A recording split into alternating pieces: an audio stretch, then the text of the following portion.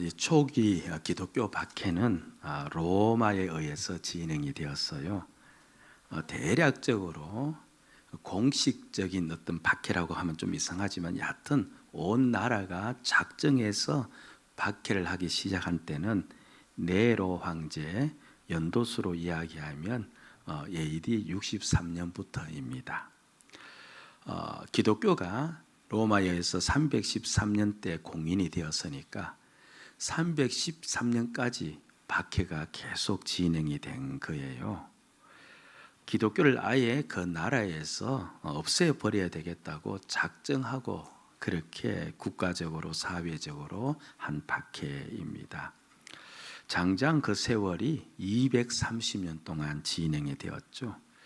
그래서 기독교인들은 그 박해 속에 도무지 살아갈 수가 없으니까 그들이 결국 피해 간 곳이 우리가 많이 들었던 카타콤이라는 지하 묘지였습니다. 로마의 외곽에 있고 더 정확한 명칭은 카타콤베에 있죠.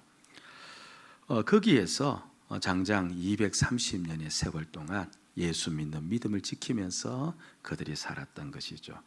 나중에 그곳을 조사해 보니까 600만 구의 시신이 발굴이 되었다라고 합니다. 그리고 지난번 말씀드렸듯이 나중에 그 유해들을 면밀히 살펴보니까 키가 대략적으로 120cm 정도밖에 되지 않았던 겁니다. 처음에는 그 유해 발굴하는 사람들이 다 어린애 유해인 줄 알았는데, 그런데 모든 유해가 다 그 정도밖에 되지 않는 것을 알고 그것이 성인들의 유해였다는 것을 알게 됐죠. 그 오랜 기간 동안 햇빛이 들지 않는 지하에서 살다 보니 그들의 성장 발육이 원활치 않았던 것입니다. 왜 로마가 이렇게 그리스도인들을 박해하였을까? 이 로마는요, 종교적 관용주의를 펼친 제국이에요. 그러니까 로마가 그 모든 나라들을 전부 다 주변에 있는 나라들을 삼키고 로마 제국을 만들어낼 때요, 다른 것은 몰라도 각 나라의 종교를 전부 다 인정을 해 주었습니다. 그런데 대부분의 나라는 한 종교가 아니라 다신교였죠. 이 종교 저 종교, 이 신 저 신, 이 우상 저 우상 다 끌어다가 믿는 그와 같은 풍습이 대부분의 나라들의 풍습이었습니다. 그런데 그 모든 것을 전부 다 인정을 다 한 겁니다. 오히려요, 한 사람이 두 신을 섬길 수도 있지 않습니까? 가정에서는 그렇죠, 가정의 신을 섬기고, 그리고 직장에 가서는 직장의 신을 섬기고, 그렇게 한 사람이 여러 신을 섬기는데도 로마는 오히려 그것을 관용해주고 허용해주는 것을 미덕으로 삼았던 그런 나라였습니다. 다른 사람들이 종교를 자신의 종교를 가지고 생활하는 것을 오히려 인정해 주는 것이 로마 사회의 미덕이었다는 거예요. 그런데 왜 유독 그리스도인들에 대해서만은 그렇게 박해했을까? 왜 그들에 대해서만은 그 로마 사회에서 전부 다 없어야 된다라고 생각하면서 그들을 그렇게 그들에게 핍박을 많이 했을까라고 했을 때 딱 한 가지 이유 때문입니다. 그리스도인들은요, 다 예수를 살아 계셔서 자신들과 함께하는 주권자, 주인으로 고백하고 있기 때문에 그런 겁니다. 예수를 살아 계신 자신의 주인으로 고백하는 것, 다른 것은 전부 다 허용을 해도, 너희들이 모여서 예배를 하든 너희들이 모여서 기도를 하든 봉사를 하든 그건 상관하지 않겠는데, 이것만은 허용이 안 되는데 너희들이 예수를 살아계신 주로 인정하고 있다는 것. 왜 그렇습니까? 그 당시의 주인은 로마 황제여야만 되었기 때문에 그렇습니다. 모든 사람들은 로마 황제를 자신의 주라고 인정해야지, 로마 황제를 주로 인정하지 않는다는 말은 곧 로마를 인정하지 않는다는 말이 되어지기 때문에, 그런데 기독교인들은, 그리스도인들은 로마 황제를 주인으로 인정하지 않고 예수를 주인으로, 그것도 살아계셔서 자신과 함께하는 주인으로 인정하고 있는 겁니다.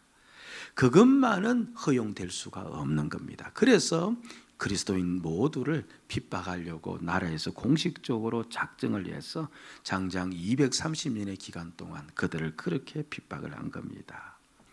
이렇게 한번 질문할 수가 있습니다. 아니, 예수를 믿는 자들은 마음으로만 예수를 믿고 굳이 그렇게 예수를 주라고, 주인이라고 고백을 했어야만 되었을까?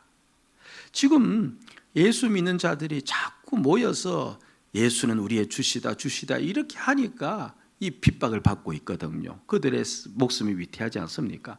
그럴 필요가 뭐 있냐? 그냥 너희들은 마음으로 예수를 주라고 인정하고 그냥 입술로는 이야기하지 말고 그렇게 예수 믿으면 되지 않느냐? 그러면 핍박이 없을 것 아니냐?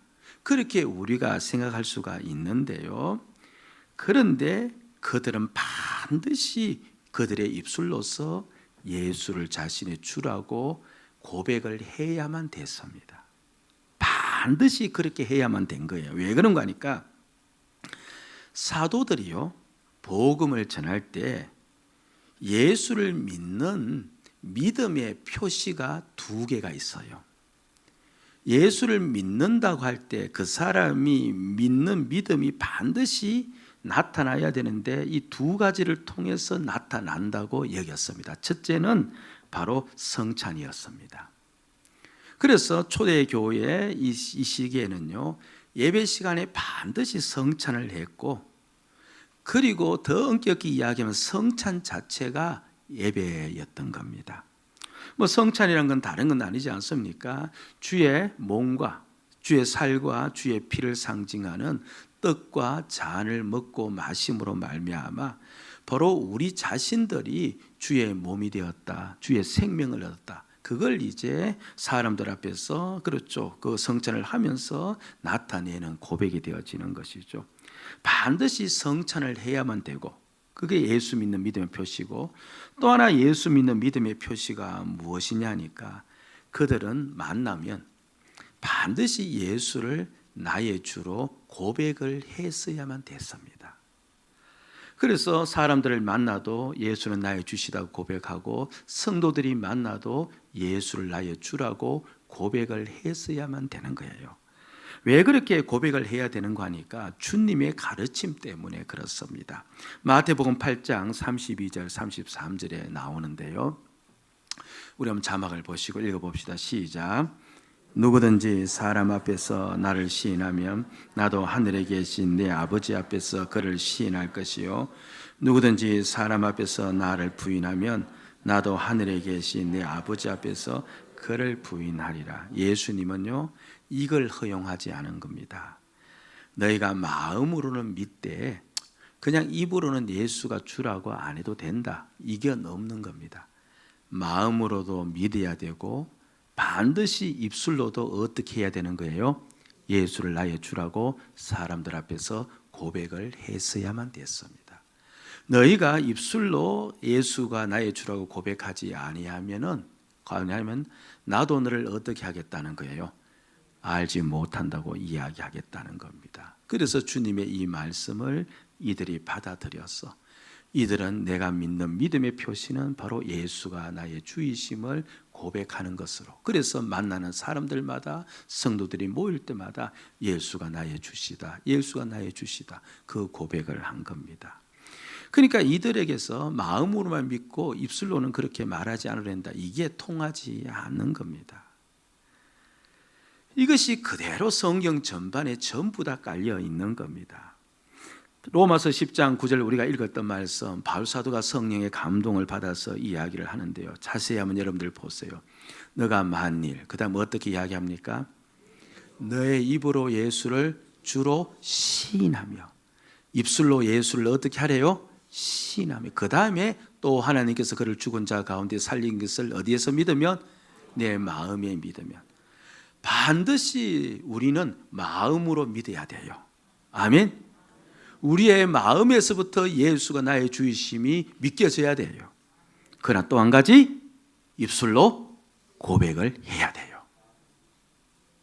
그래서 로마서 10장 10절 우리가 외우고 있는 암송 구절이기도 하죠. 사람이 마음으로 믿어 의에 이르고 입으로 시인하여 구원을 받느니라.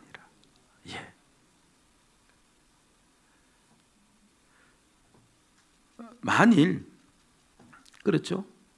입술로 고백하지 않으면은 어떻게 되어질까? 라고 했을 때 로마서 10장 13절에 이렇게 이야기를 합니다.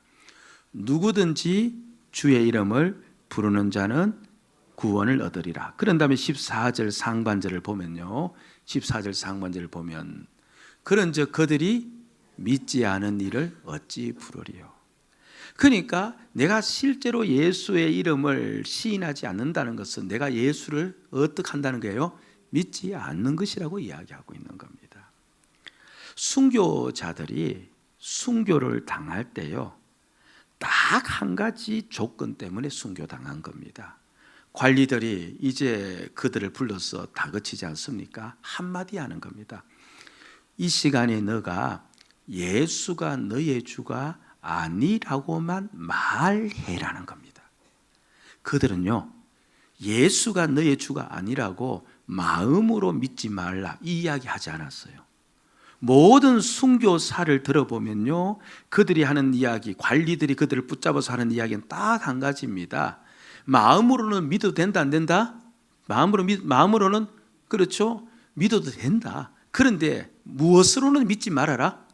입술로서는 믿지 말아라. 너가 어디 다니면서 예수를 주라고 이야기하지는 말아라.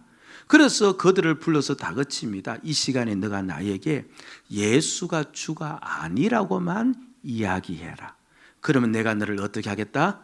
놓아 주겠다는 겁니다.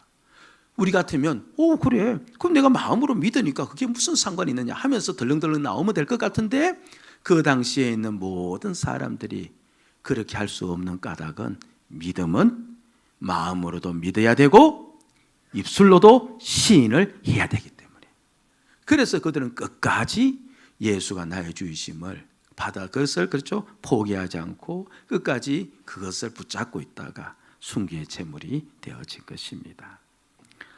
오늘 우리가 이제 세례를 받지 않습니까? 왜 세례를 받아야 되는가 하니까요, 요한복음 3장 5절에서 이렇게 이야기를 하고 있어요. 예수께서 대답하시되 진실로 진실로 너에게 이르노니, 그 다음 같이 읽읍시다. 시작.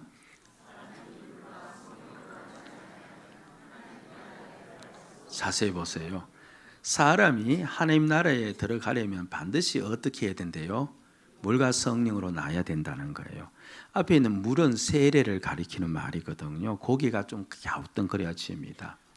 성령으로 나지 아니하면, 성령께서 우리 가운데 오셔서 우리로 하여금 예수를 믿게 하지 아니하면 이 말이거든요.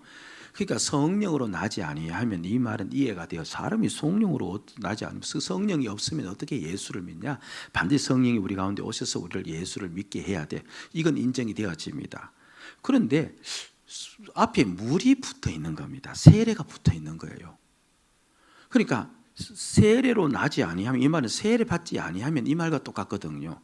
고개가 이제 가우뚱거려지는 겁니다. 아니, 물로서 세례를 주는데 그 물에 효력이 있는 것도 아니고, 그렇죠, 효력이 있는 것도 아니고, 아니 그것이 사람을 거듭나게 하는 것도 아닌데 왜 물로서 세례를 받아야만 된다고 이야기하는 걸까? 아니 세상에 그런 법이 어딨냐? 우리가 다 마음으로 성령으로 예수 믿으면 되는데 왜 그렇게 물로서 세례를 받아야만 된다고 할까라고 했을 때 다른 것을 이야기하는 게 아니고요. 이 물이 능력이 있다는 것을 이야기하는 것이 아니고, 바로 이렇게 오늘 또 물세례를 행하지 않습니까? 물세례를 행할 때 사람들 앞에서 이제 그 사람이 고백을 하는 거예요. 나는 예수를 나의 구원자로 받아들였습니다. 예수를 나의 주로 받아들였습니다. 그 고백을 하는 시간이 바로 세례받는 시간이거든요. 그러니까 내가 고백이 없으면은, 내가 진정 모든 사람들 앞에서 예수 믿는 것에 대한 고백이 없으면 실제로 예수 믿는 게 맞다 아니다? 아니다는 것을 이야기하고 싶었던 겁니다. 성령으로 마음으로 예수를 믿어도 입술로 어떻게 하라는 거예요? 예수를 시인하라는 겁니다. 하는 겁니다. 오늘 우리가요, 성찬식을 통하여서, 그리고 2부 예배 끝난 다음 세례배를 통하여서, 또 우리가 오늘 삼생 가정 예배를 통하여서 예수 고백, 예수 선을 하려는 이유가 여기에 있는 겁니다. 참된 믿음의 길을 걷기 위해서 그런 거예요.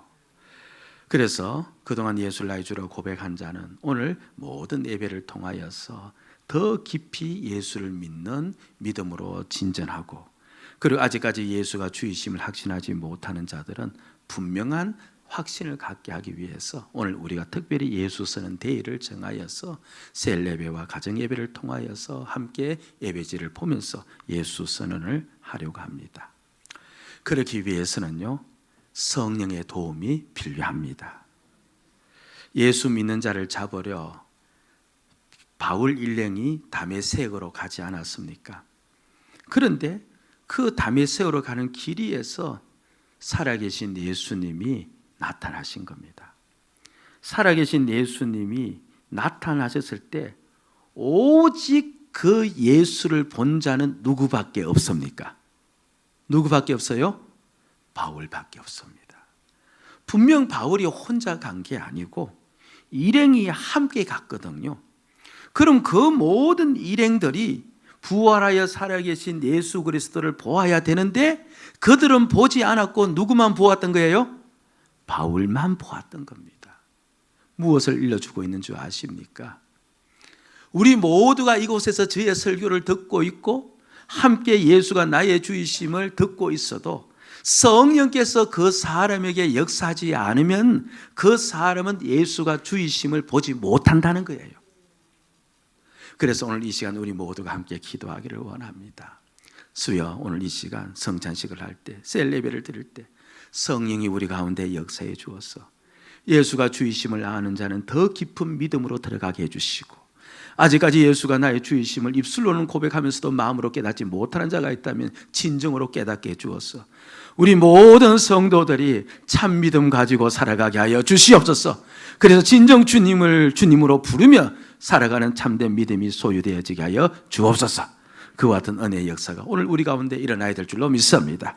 그래서 같이 한번 이 시간 기도하는 시간 갖기를 원합니다. 기도하십시다.